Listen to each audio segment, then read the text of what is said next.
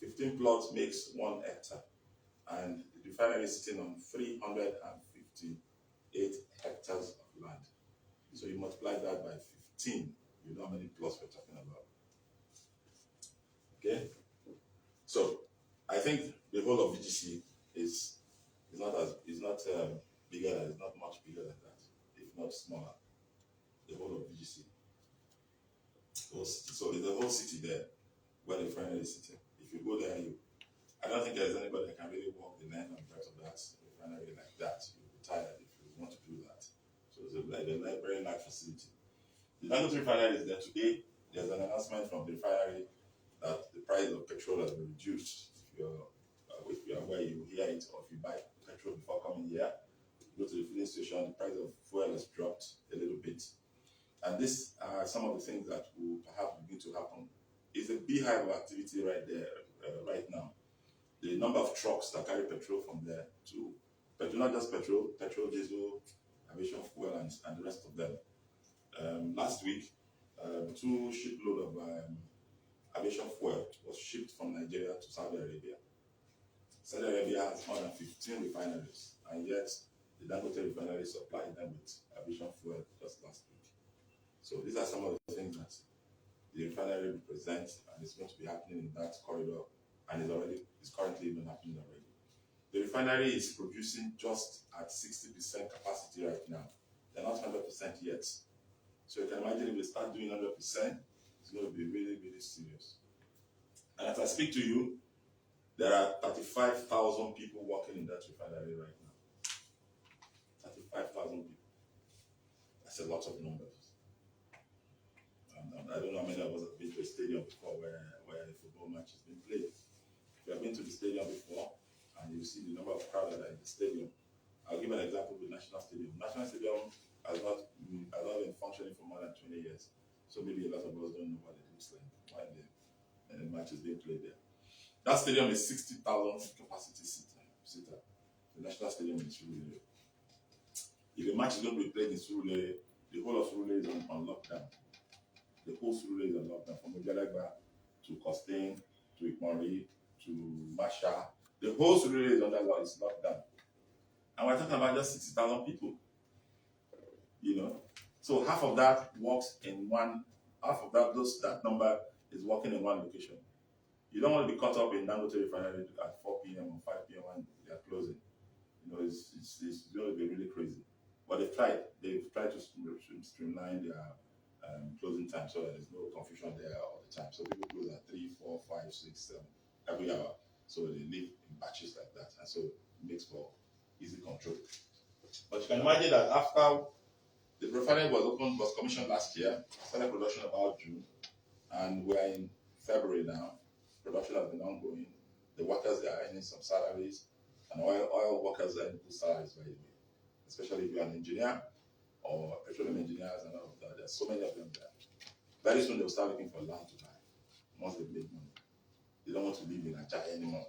I can't even go from Ajah to refinery to work every day when I can buy a land around that neighborhood and live there, or build, or buy a house if one is available for purchase.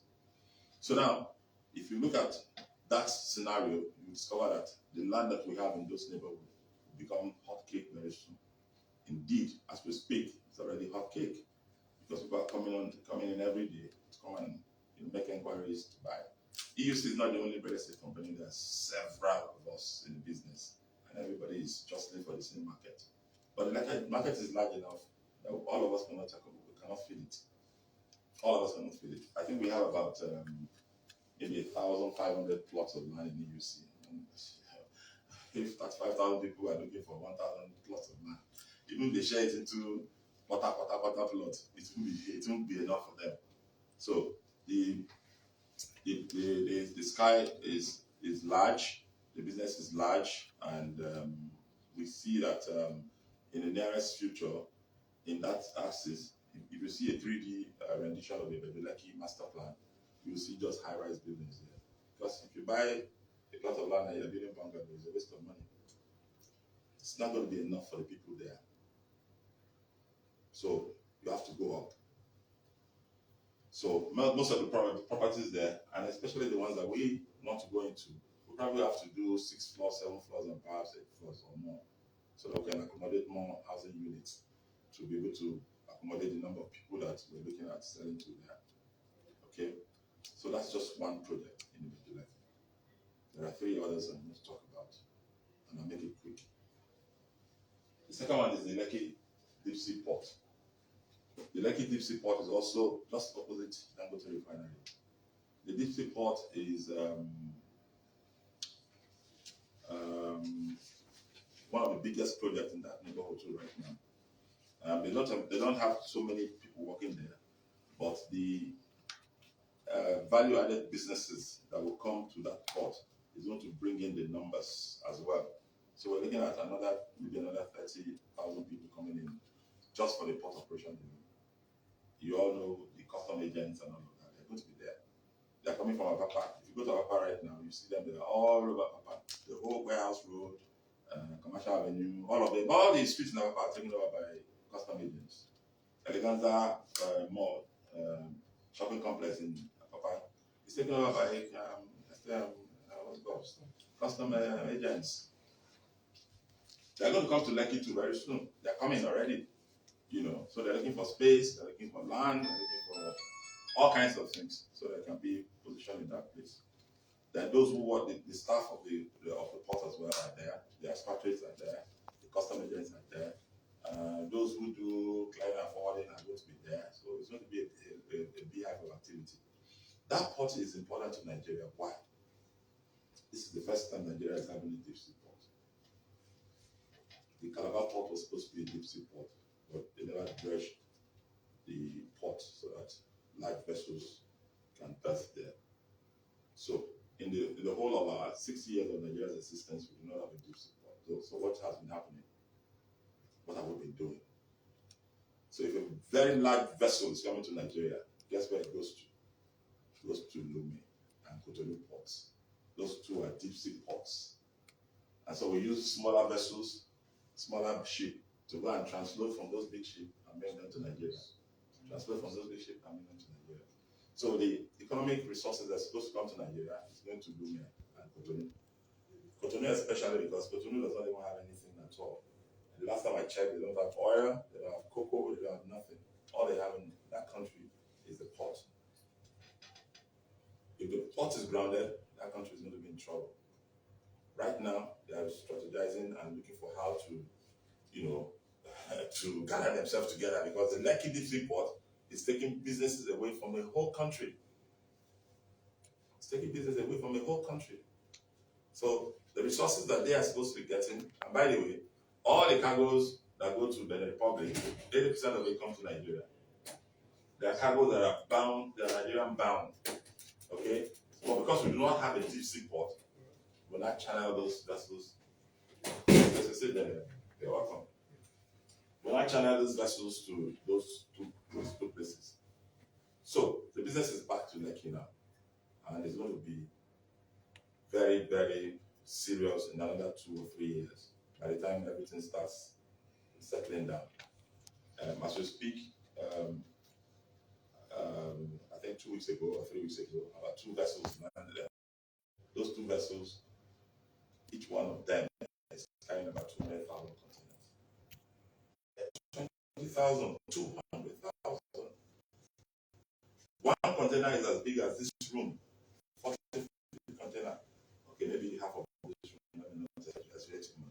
Okay, and all of us here together, we cannot carry that container. We cannot even lift one side of it. Not talk of carry. We cannot lift one side of the container. That's how heavy a container is. And one ship is carrying 200,000 of it. It's heavy. It's serious load, serious work. But the Lekki Deep Sea Port has the capacity to clear or to offload these 200,000 containers in 48 hours. Just 48 hours. Apapa Port will do it in 2 weeks. In fact, they may be there for maybe a month or so before they finish offloading it. That is if the ship ever gets into the port. So, but it never does, it never can. So those vessels are 200 metric tons and above, 200,000 metric tons and above, and they cannot come to Nigeria. So the small ones that come, those 10,000, 20,000, they stay there for 1 week before they are offloaded. So if you multiply that by maybe 10, you know how many days will take the big ones to be offloaded. But the Lekki deep sea port offload them in just hours. So that's serious efficiency. And when, like I said earlier, when the business starts settling down properly, the number of activities that are going to take place there, the kind of money that the Lekki deep sea port will generate is going to make people who are doing business in that port to begin to look for properties around the neighborhood as well. Okay, that's number 2. Number 3 is the Lekki zones.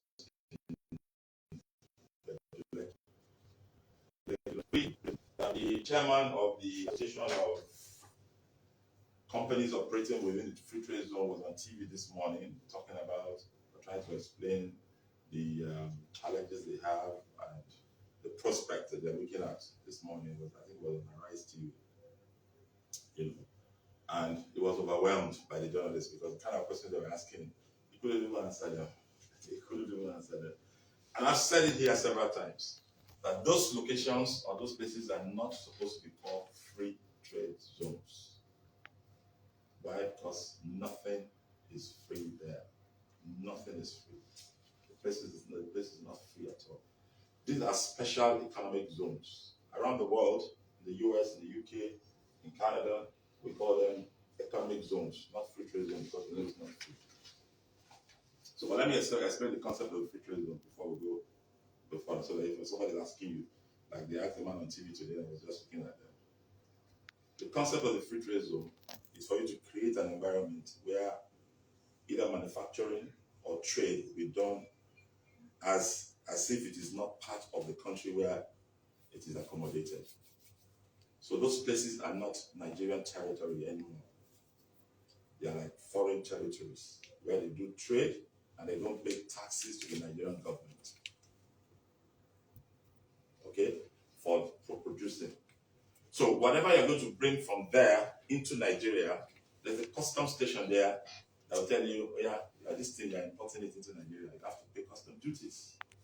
So the custom duties is what Nigeria benefits from, apart from the cost of selling the properties to them. All of the free trade zones, the properties are valued in dollars, not in naira. In the Lekki there, the Lekki free trade zone is about $200,000 per plot. $200,000 per plot. So if anybody's going to buy a plot of land there to start your production or manufacturing, you're going to, if you need two, 3 plots, it's $200,000 per plot. $200,000. Last time I checked, is about how much? At 1715. It's about maybe 150 million. 300 million. At 1,500 with 300 million. 320 million. This is the same land that we're selling for 20 million, 15 million, 10 million. Somebody else is selling it for 300 million. Why? Because of the value they've added to it. Okay, they've created value around it. So there's a Lekki Free Trade Zone run by the Chinese. There's a Lagos Free Trade Zone run by Lagos State Government. There's the Alaro City, which is also a free trade zone, also run by the Lagos State Government. Even Eco Atlantic is a free trade zone as well, but their one is not manufacturing or other form of commerce. So then there's another one in the state, the Olokola OKLNG, for gas-related products. So all those things are there. It's not free. I think they should change the name to economic zones instead of free trade zones. But be that as it being, that's what the Nigerians prefer to call it.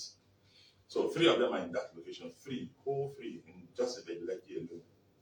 And it's something that by the time all of them get to about 60% occupation, the whole place is going to be, we're going to be in serious business chaos happening around there. I don't know how many of us are excited when you see business chaos. I am, because it shows the opportunity to make money. All right. So people are sad. They're not happy. Because man, this traffic is too much. This traffic is too much. Yeah, there's traffic. Me, I'm happy. Let there be traffic.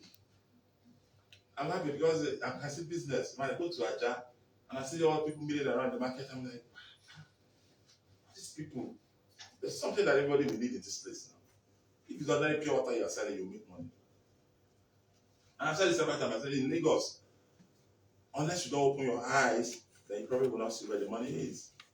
There's money tucked in everywhere in this Lagos, everywhere. There's money in every nook and cranny. If you go on Road 2 now, there are 2 containers of clothing right there. I don't know which shop they have flooding containers. There are 2 containers of clothing. In this complex, almost every day, they offload containers. Container loads of all kinds of goods. Every day.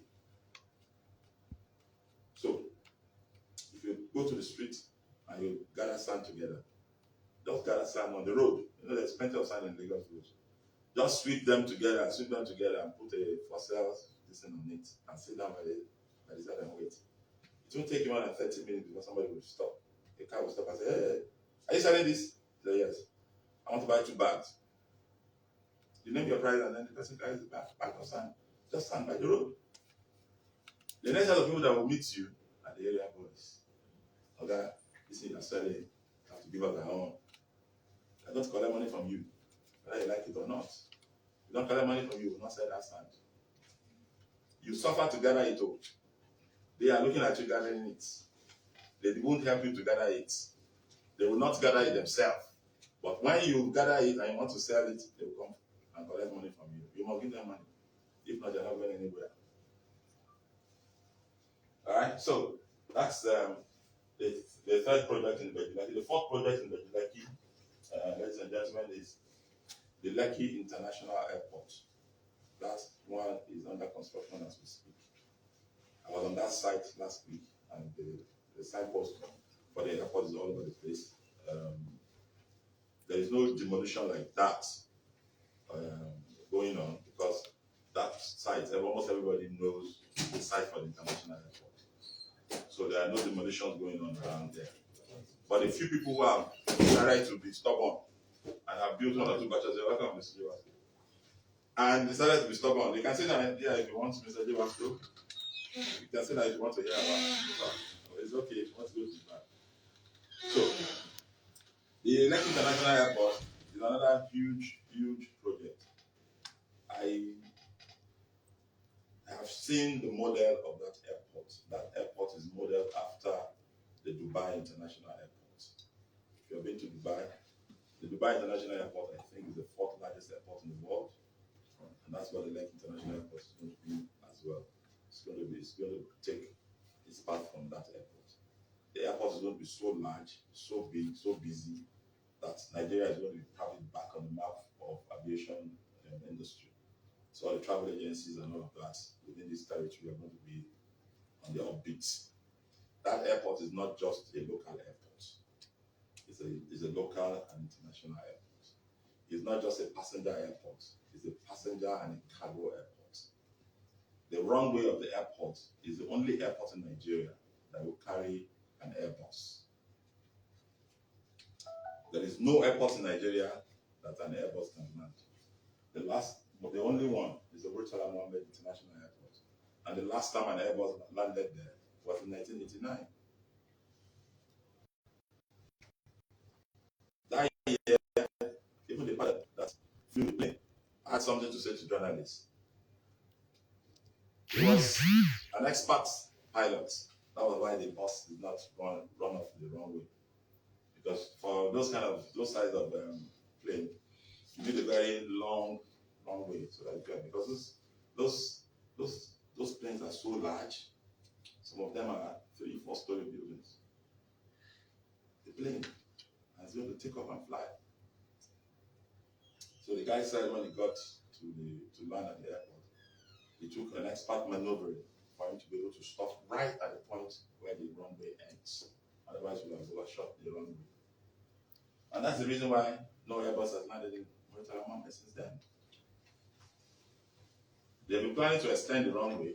I think they've done some extension there in recent times, but they've planned to extend it for many years, and we don't know what's going on. But the Lekki International Airport is going to have a very large, a very long runway where an Airbus can land.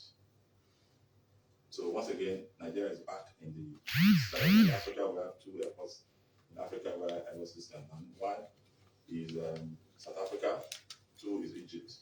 The third one is there's an airport in Senegal, Dakar. It's a lovely airport. That's one too is also there. So the Lekki International Airport will be maybe the fourth airport in Africa where you can land in airports. So these are projects that are very germane to Nigeria. These are projects that will make Nigeria to take its place in the International Committee of Commerce. And these projects are right here with us in Lekki, where we have most of our properties located. And so that's why we're a bit excited and want to, see how we can expand and be in the center of all the activities that are going to take place. It's not going to be an easy job. It's not a walk in the park. We have to all buckle up and be very serious about what we do, be intentional about the business that we're going to go into, and we're going to reap the benefit of this of God. So, that is that for EUC. Okay, now I know that some people are looking at it funny that they were given the consultant's form to fill. It's okay. If you don't want to fill it, it's fine. But the reason why we ask you to fill it is because whether you are a staff or not, that is, if you get employed today, whether you are employed or not, these are things that will benefit you immensely. With the explanation of the project that I've just mentioned in Bedulaki and the number of plots that we have there, if you are able to get registered as a consultant, whether as a staff consultant, an independent consultant, a registered consultant, whatever it is that you have been called by, it gives you the opportunity to be able to sell for EUC and make money from it. For you to be rich, you cannot earn from one source. Trust me. You must have multiple streams of income. You must.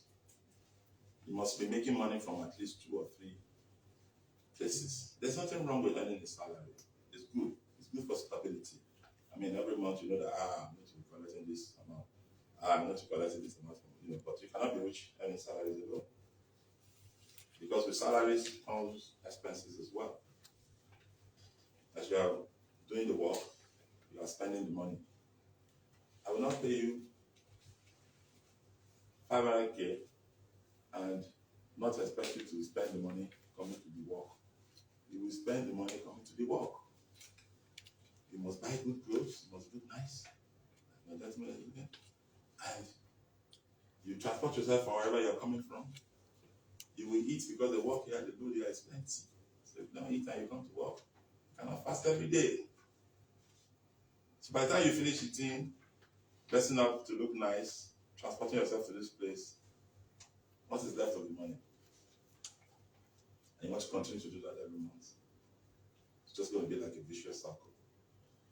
But as the month goes by, and you are getting something from somewhere else, I think it makes a lot of sense. So now a lot of people think that, oh, me, I'm not cut out for marketing. Yeah. No one is cut out for marketing. Maybe someone like me, I'm cut out for marketing. I'm a marketing consultant. So perhaps it's just for people like us. But guess what? Marketing has been made so easy these days that you don't need to do so much work. You see the phone that we all have, smartphone. I believe we all have a smartphone. It's a tool to make money. As time goes on, there's some guy that will come and teach us how to do online marketing and all of that.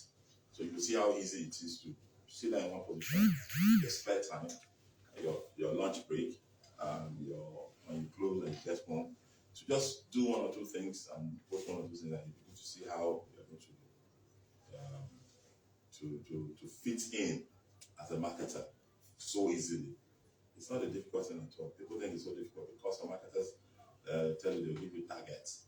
If you don't sell up to 100 million, you will not get this. I think the world has gone past all of that now. Yeah. So, yes, if you register as a consultant and you make sales, first and foremost as a staff, EUC pays you 15%. But if you are not a staff, EUC pays you 25%. We have a 30% commission structure, and we do what is known as network marketing. And I'll explain that in another 2 minutes. So apart from you selling, trying to sell, to make sales on this landed property that I explained, and I'm sure by the time you explain some of the things that I explained earlier to anybody, if they have the money, they want to buy a plot of land. Even if it's half, they can afford to buy. All right. If you explain all these things that I explained to somebody, do you want to wait for the airport to be built? Or you want to wait for that hotel refinery to be operating at 100%? Or the ports? The prices are going to go up. Once that airport is built, all of us are going to take our prices up by maybe 100%. So the land I'm selling for 10 million, I'm not going to sell for 10 million no more. It'll be 20 million. So those who can see what's going on, what's happening in those territories, will begin to make the investment now. You don't want to wait. There's a popular saying that we have. Don't wait to buy land. Buy land and wait. Don't wait to buy land. Buy the land and wait. When you buy the land and you wait, things that will happen around those neighborhoods will make the land to appreciate, and you make maximum gain from it. Real estate today is one of the biggest industry in Nigeria, and indeed it has increased our GDP. If you check, people tell you, they say the Nigerian economy is growing. It's grown by 3.8% 2024. Some people say they are not seeing it. Yes, because they are not plugged into where the resources are coming from. So you need to be plugged in places where the money is coming from for you to be able to see it. So things are still expensive in the market. If you have money in your pocket, you will not be complaining about things that are expensive in the market. If they tell you that a bottle of Coke is 10,000 naira, you buy it and you drink two, say, old one. Very cold one, you drink two. But when you don't have money, you'll be complaining, I can't afford it, the economy is too bad, everything is topsy-turvy. Now, the network marketing I'm talking about earlier, if you have the pamphlet in your hand, if you look at the second page, you will see some of the attractions, and then I think on the third page is where it is now clearly written. The commission structure. It's a 30% commission structure, like I said earlier. So if you're not selling land at all you need to do is what we call recruitment. Talk to one person or the other and tell them, join this gang, as I want to put it. So if he talks to him and he talks to you, that's the two generations that we have, or three generations that we have. Now, you are not thinking of making any sales. You just don't bother yourself. You just want to tell this man that I went to one place to deal, and they talked about selling land. Would you want to register? He registers under you. Okay? He too goes and talks to you, and then you register under him. Now, if you make the sale, suppose you talk to somebody and you sell a plot of land for 10 million naira, you're going to get 2.5 million naira instantly, 25%. He is going to get 3% of your money, and he will get 2% of that same money that you have sold. You don't even know him at all. It is him that you know. But he brought him, and he brought you. So that 3 generations is what we want to limit it to. Some people are doing more generations, but that's going to be really pretty confusing. So at this 3 generations, it ends. A new generation will come when you recruit him, and then recruit him. Then there's another 3 generations there. So I don't recognize these 2 people anymore, because that ends with you. You have not recruited him. And then he makes the sale. He gets 25%. You get 3%. You get 2%. Yes, sir. So, is there a limitation to the number of times you sell? No, there's no limit to the number of times. As long as she makes a sale, he will get 3%. You will get 2%. If you sell 10 times in a month, the same thing will happen. So you can just, for instance, I can just be sleeping in his house and like, you know what? I have 3 strong people that are making sales. And every time he's just getting a lot of 2% in his account. 2%. 2% of 10 million naira is how much? No, sir. 2% of 10 million. Yeah. 200K. Yes. Okay. So you just getting a 200,000 naira every time she makes a sale of that 10 million naira. Assuming she considers on selling the one plot of 10 million naira, you just getting a 200,000. he will be getting his 600,000. Just like that. So those streams of income are the things that are coming out. If you're working on a salary and you're earning 500,000 naira and you have additional 600,000 coming, perhaps it comes twice in a month. I mean, even your salary say you doing shakara for your salary that one every day. That one just did there. Spend it the account, let it just remain there. You know. That's two angles of making money in the real estate business that I've just explained. But guess what? There's another place where you're going to make money from. As you are recruiting, you have recruited him, you have recruited her.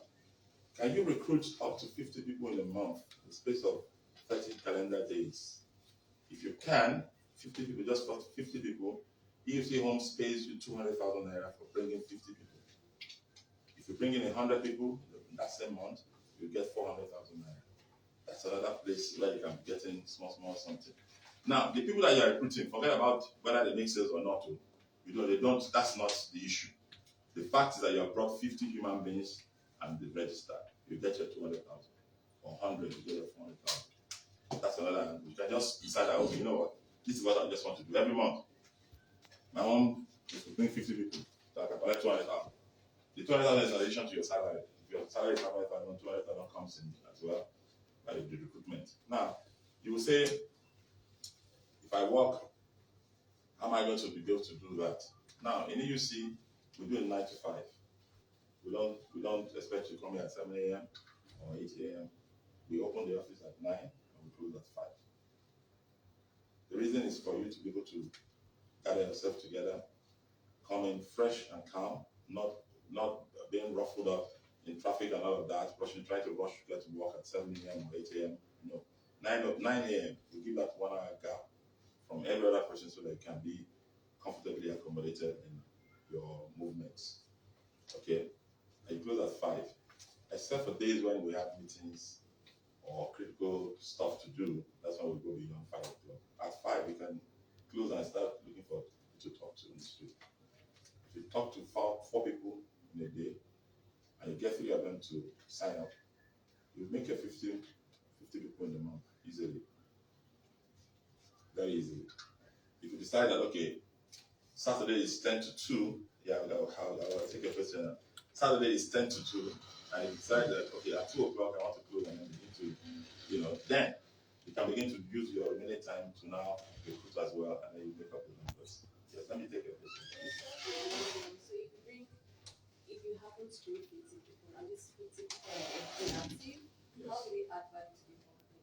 Beautiful. Now, yes, that's one. Who said it? Good. I was going to go there. I don't care who you recruit. If you like, bring house helps, bring mechanic, carpenter, bricklayer. Are they human beings? Do they live in this space? If they do, bring them in. A lot of times people say, oh, maybe you're bringing people who can make sales. No. You do not know who is going to make sales. You can never know the people that will make sales. I have seen the experience here, and I'll tell you. Someone recruited a housemaid, right? I mean, proper house girl. And one day, she told our guy, the person she works with, our guy, you get something I want to tell you. What is it? You're always disturbing somebody. Then, no, our guy is not going to be disturbed. Then tell me, then show me, then give me this thing. So I should be fine and give it to a guy. And the other guy said, what is it? But that particular season, some good money came into the Oga's hand. And they started to look at the flyer again. Come on. Obiageli, it's the way you show me. Where you get them from? And he said, well, there's one company in the Qatar that gave them before. Okay. Let me call them. The man decided to call and explain that this is the person that gave her. We checked the records. Yes, she's one of our consultants. Someone recruited her. And the man bought a plot of land from her. The man bought a plot of land for 20 million naira. I'm sure you want to calculate how much you got by yourself. You know what happened to Obiageli? She ran away from work. She ran away from working. When she collected the money, she left the work. The man came here now. He came here and told me, I said, Oga, you have taken my house away. What happened now? I said, what are you talking about? He said the house that made him to buy the land, after we paid out the 5 million, the girl ran away. I said, well, too bad. She could have just stayed. Maybe you're going to buy another plot you never knew. You know. Or maybe you're going to get your friends to even buy another one. She could have been the one to benefit from it. She already registered, yes. She doesn't have to worry. Yes. But now, the organ already now knows that even he himself can register as a consultant and mail and talk to his friends. So that's why you have to guide your contacts very, very carefully. And I tell people, when you recruit those people, don't leave them like that. So what we do in EUC2 now is that we create a group for you. So as you're recruiting 50 people in a month, you have a group to manage them. So just a WhatsApp group. We put all your 50 people with you as the admin in that group. So if you want to add 50 more, you add the 50 more. I think WhatsApp can take up to 1,000 people now. So if you can recruit up to 1,000 people in a year, please go ahead and do so.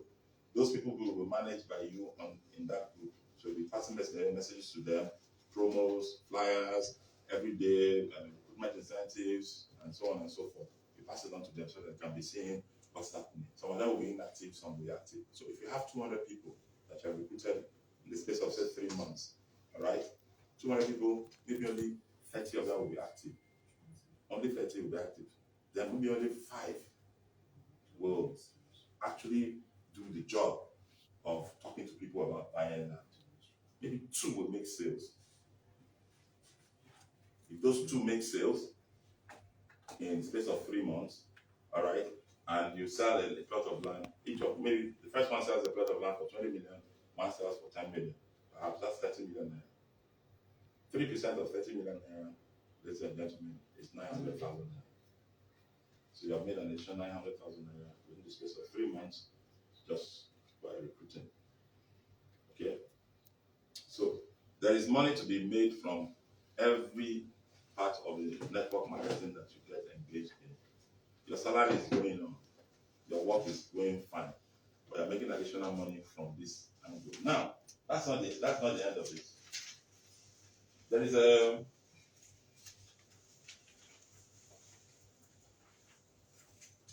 consultant incentive. I think the flyer is finished. We'll get more flyers. This flyer, we don't have it. This is consultant incentive. At the back here, you have what the incentives are all about. If you sell, it starts from 10 million. If you sell 10 million, there are certain things that you're going to get. Yeah, if you sell 10 million, you get your 30% commission structure, yes, plus a table refrigerator, 25 kg bag of rice, and chicken. What this means is that if you are selling, maybe we have land that we sell for 2 million, let's have land that sells for 2 million, Drew here in Empire. If you sell 5 plots of that, you have made this target. You have sold 10 million, you're going to get this incentive for making that target. Guess what? If you sell one of the estates that's going for 10 million, you have made the target instantly. So apart from all the commissions the commission they're going to get all of this as well with it. The incentives to you making that target. There's a target here that I love so much. If you sell 100 million, you're going to get a Toyota Camry from the company. From 60 million downwards comes with a car. 60 million has Toyota Matrix, 80 million has Toyota Corolla, 100 million has Toyota Camry, and up to 200 million like that. These are things that we do on a yearly basis. It's an accumulation of what you make within a year. At the December convention, we give you these cars and the incentives that you're qualified for. So you don't have to make it in one sales or in one instant. It's an accumulated sales. Yes. So during the course of the year, yes, go ahead. So I'm sorry to take you back. So I was going to back to the 50 people. Yes. You have to get 50 people within a month. Within a month, yes. Okay. Yes. There's 50 or 100 people within a month. Yes. So what if there's a spillover? let's say we did March, I had to get 45 people. Then April, I got the remaining 5 people to complete it. Okay, so it doesn't work. It doesn't work. Not for people. It has to be within the 30-day calendar month. 30 days. So if you want to start, you start early. So if you want to start a recruitment exercise, you start 1st of March and you start like that. By the 30th of March, we'll call you. Do you have your 100? You have your 50. If you do, then you get your money. There are two people that are supposed to collect their 200,000 naira today. I don't know if they are here. I don't think they are here. Oh, you are this man. So this one is here. And there's another person who's supposed to be here. He made sales of 80 million. He was supposed to collect his check today. So he's not here too as well. His wife's supposed to be here. I don't know if any Enem's wife, everybody is there. She's not here. But those are some of the last weeks of people collected their money.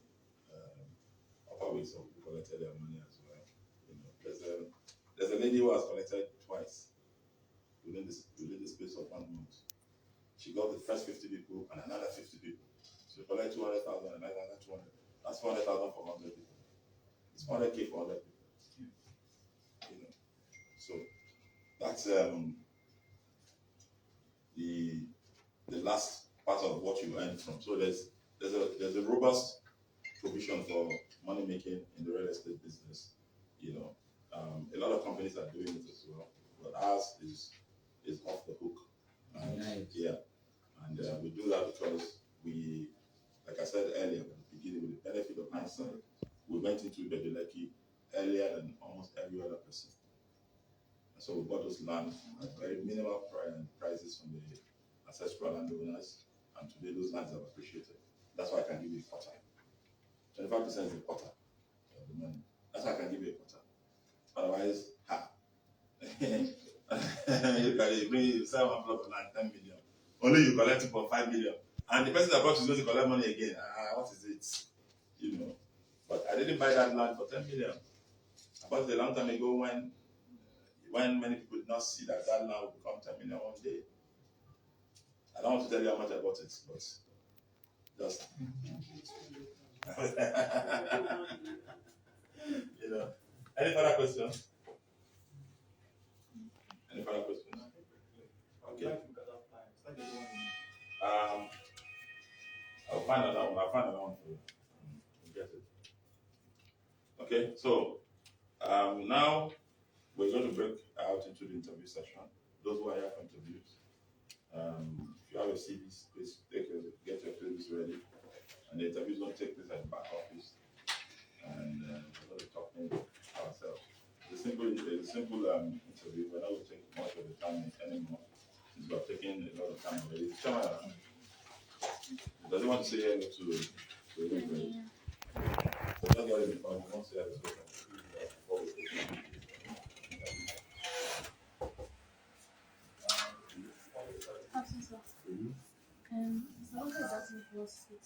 Yes, of course. I'll be doing it. How many people are alive? So about just one right now, but 8 people joined earlier. So in the next 2 or 5 minutes, 5 minutes. 10.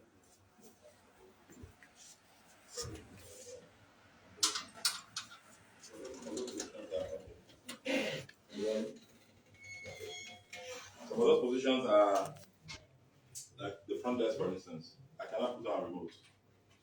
I told her last week, she was employed last week, she came for interview last week. I can't put on remote because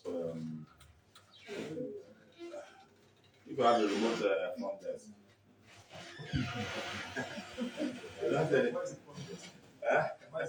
Yes, but we're getting to the point where technology is actually taking a lot of things on.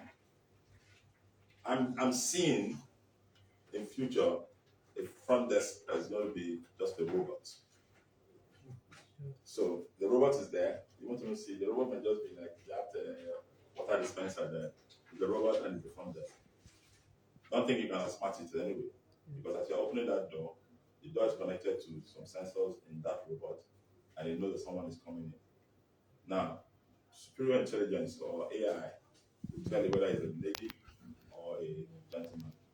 And the robot will tell you, welcome, gentlemen, you're welcome to EUC Homes. And you wonder, who's talking? Who's that happening? Who's that happening? Say, you may please have your seat. Someone will attend to you in a minute. You know, or you can please approach me and tell me what you are here for. So there'll be a screen and all of that. You type on what you're looking for. All the things that you will probably want to do in EUC will be there. So the first question will be, are you a consultant or a client? You say you're a consultant. Okay, are you here to see the customer client relations manager, or to make inquiries on site, so all of the things that you need to do will just be done with the robot. You don't need to see any human being, you will not see anybody there. Just deal with the robot and then you are fine. It prints out your results or whatever inquiries you're making for you, and then you leave without wasting any time. That is going to begin to happen very soon. It's happening in some places already. It's already on. You know, a lot of people think that Nigeria is so backward. And I tell them, no, Nigeria is not backward.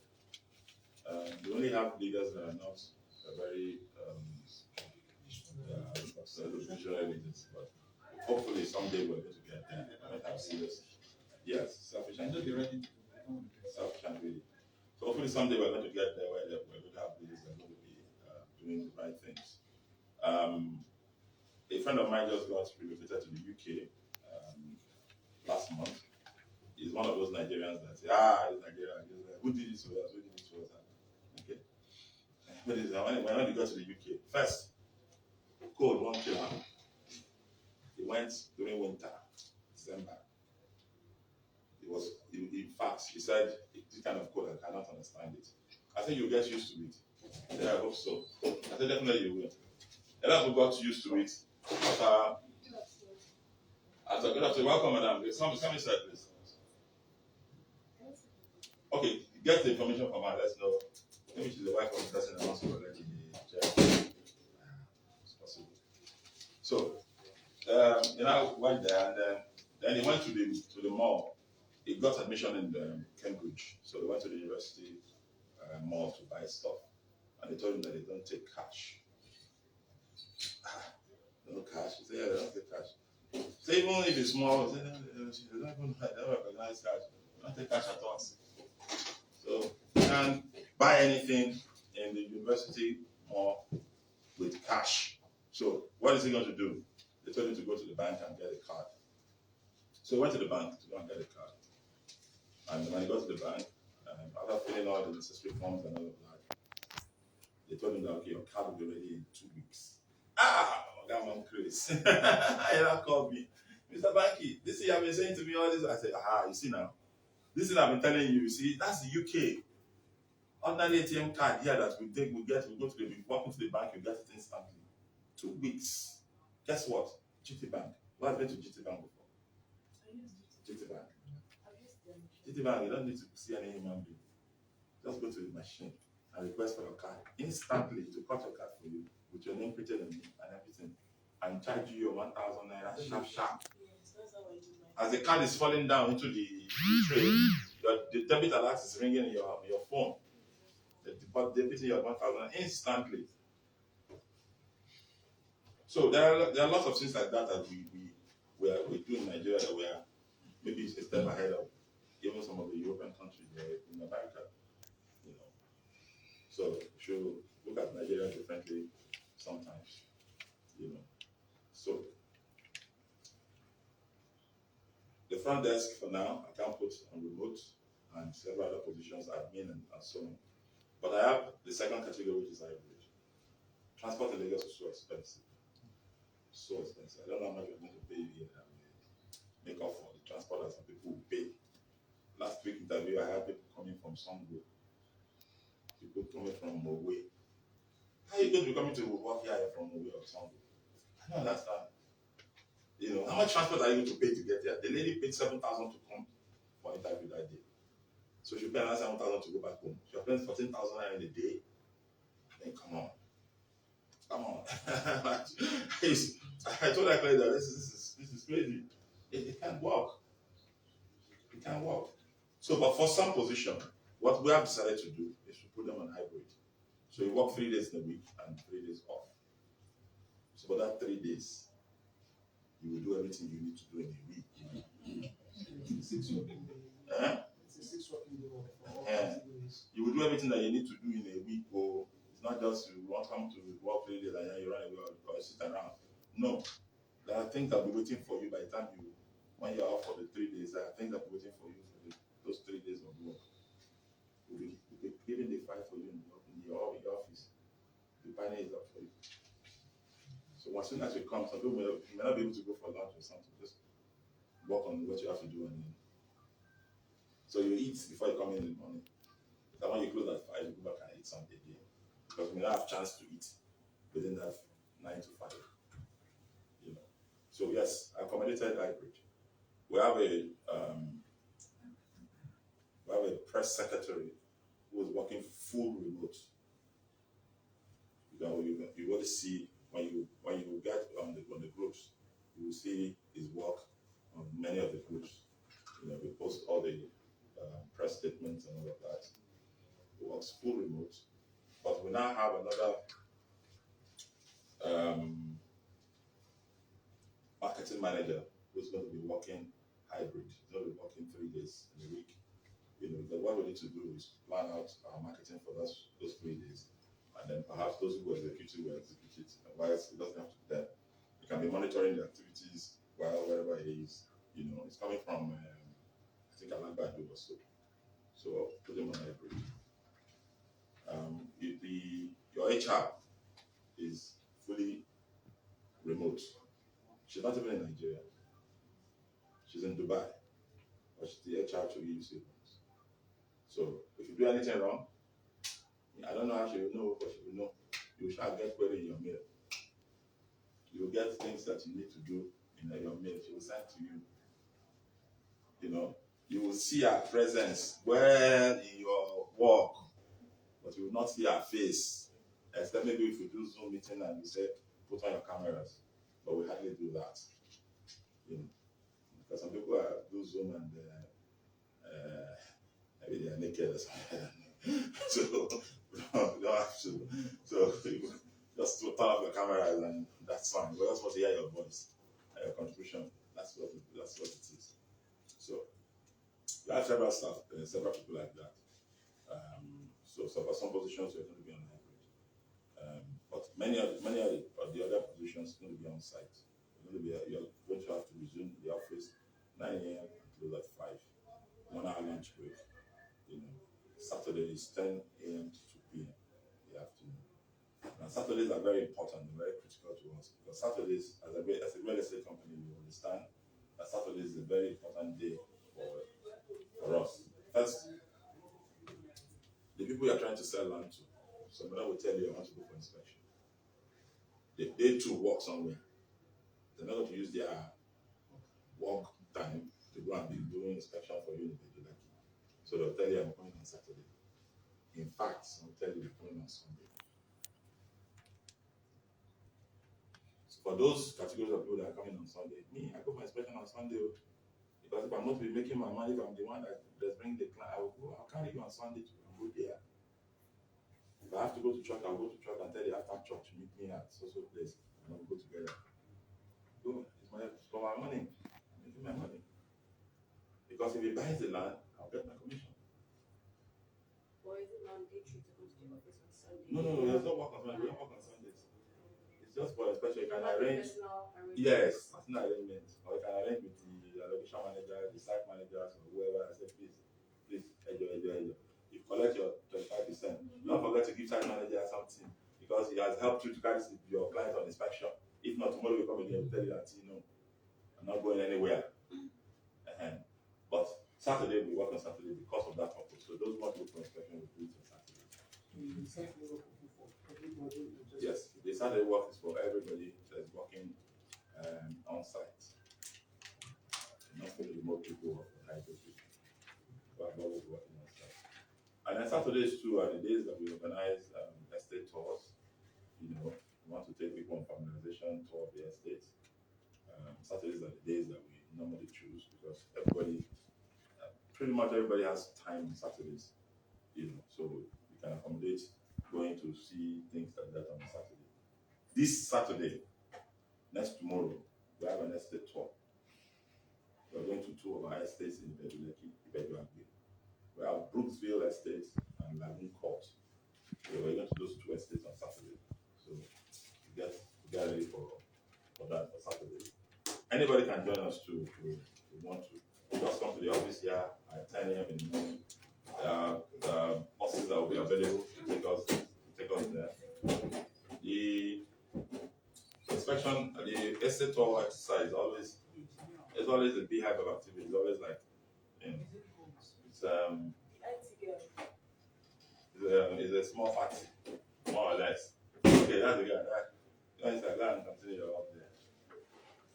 So it's a small party. We just try to make it interesting, right? So that it's not a dull moment for everybody. So I mean, the whole of Saturday, some people are supposed to be resting or doing.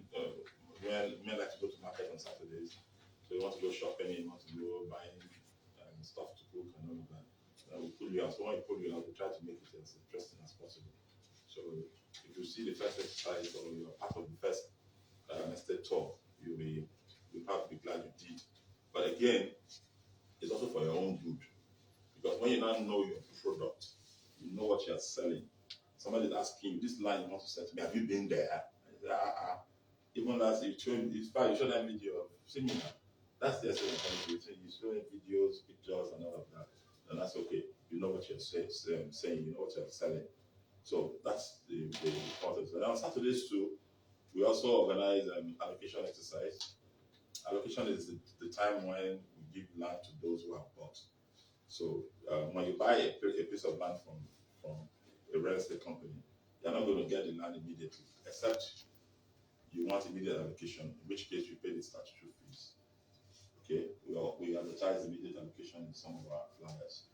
So we can do that. Our surveyors are on standby. They can allocate you immediately. But for those who are not looking for immediate allocation, we have an allocation exercise where we bring in all the people who qualify to be allocated on a Saturday, and then we all go there. Sometimes we take 2 or 3 coastal buses. There's food, there's drink, there's music. So we go there, and it's a ceremony. I mean, it's not easy for somebody to buy a plot of land for 20 million and they want to give me his land, and they just like that. So it's a whole lot of ceremony. People take pictures. They come with their family members. A lot of the time, people come with their wives, with their children. The land that I bought, they want to give me my land. Let's go and see it, or let's go there. So sometimes when we make provision for, say, 60 people, we end up getting about 100 people. So because people come with their family members, and yes, you are allowed to, because it's an important ceremony in the life of every individual who has made such investments. So the last time we did in November last year was so large that we were there till 8 p.m. in the night. And the estate, by the way, is not a stone's throw from Kota Complex. The estate we went for location last year was Silver Spring Estate in Iba, just behind Lasso. Let's stay there. Close to the Alaba International Market and all the things that are there. And that day we allocated about 48 people. So we had the total number of almost 80 people that came with their family members this afternoon. People that came with their family members and all of that. Almost 80 people were part of that exercise. So we came back here in the office at about 8 p.m. that night. Everybody was tired. Just one estate. Usually, because we have so many estates, I like to put 2 or 3 estates together for location for estate tour. But I discovered that, man, it's always not easy. If you put 2, you have tried. If you do 3, that one is the one you'll achieve. You will not be able to achieve much. So this Saturday we have 2 estate tour. We're going to 2 estates, and because the estates are in close proximity to each other, they're just in the same neighborhood. That's why we put the 2 together in that place. Some of our estates some of them are always in the same location. In Orimedu we have 3 estates in that location. Okunlade we have 3 estates in location. Ibeduagbe we have 3 estates in Ibeduagbe, even though they are in different parts of Ibeduagbe. In In Epe, we have one. In Silver Spring, on the mainland, we have two estates on the mainland. So this year, again, we're trying to look at how we can go outside of Lagos a little bit as well. We have been too concentrated in Lagos. A lot of times people are asking us for land in other parts of Nigeria. So we want to go to other parts of Nigeria as well. We're going this year. We're going to Benin. We're going to Asaba. We're going to Owerri. We're going to Enugu and Uyo. These 5 locations, work is ongoing to ensure that we get good piece of land in those places, so that we can have presence in those parts of the country. Abuja may be the 6th one if all goes well. So it's going to be a lot of work for those of us who are coming in.